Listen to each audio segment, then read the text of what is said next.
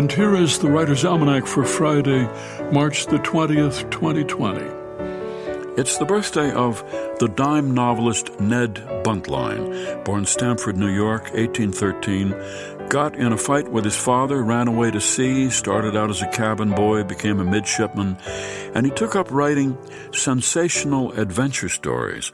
First, about gang wars in New York, and then he took a trip out west and met Buffalo Bill Cody, an Army scout, buffalo hunter, and Buntline wrote a very popular and exaggerated series of dime novels about him, Buffalo Bill Cody, King of the Border Men, made the stories into a play, Scouts of the Prairie, in which Buffalo Bill played himself. It was a big hit, and it made Buffalo Bill famous, and he opened his own show, Buffalo Bill's Wild West. Buntline at one time earned more money from his writing than any other author in the country, though what he wrote was trash. He was a drunk who loved to give temperance lectures. He was married 7 times, jailed once for bigamy, once flirted with a young woman, was challenged to a duel by her husband.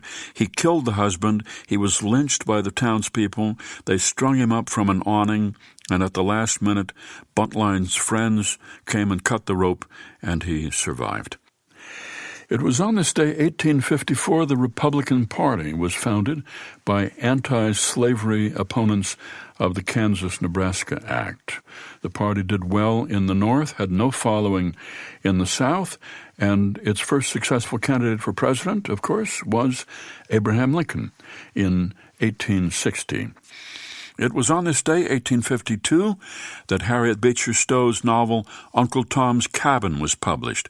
She lived in Cincinnati, just across the Ohio River from Kentucky, and she was inspired by the Fugitive Slave Act to write a book about slavery, which sold about 2 million copies in 5 years.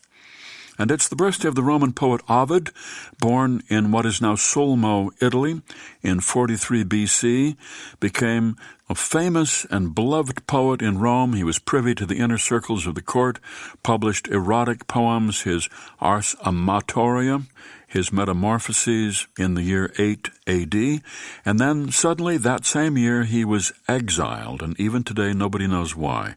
Ovid suggested somewhere that Emperor Augustus was angry because Ovid had seen something he shouldn't have seen, but there was nothing more specific. Whatever the cause, Ovid was sent to what is now Romania, where he was isolated, lonely, longing for his beloved Rome. He lived 10 years in exile there, and he died. It's the anniversary of Albert Einstein's general theory of relativity on this date in 1916, which said that both time and motion are relative to the observer. Einstein said, when you are courting a nice girl, an hour seems like a second. When you sit on a red-hot cinder, a second seems like an hour. That's relativity.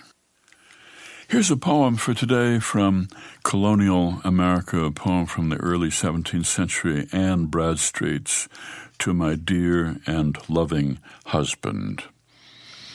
If ever two were one, then surely we, if ever man were loved by wife, then thee. If ever wife was happy in a man, compare with me, ye women, if you can. I prize thy love more than whole mines of gold, or all the riches that the East doth hold. My love is such that rivers cannot quench, nor aught but love from thee give recompense. Thy love is such I can no way repay.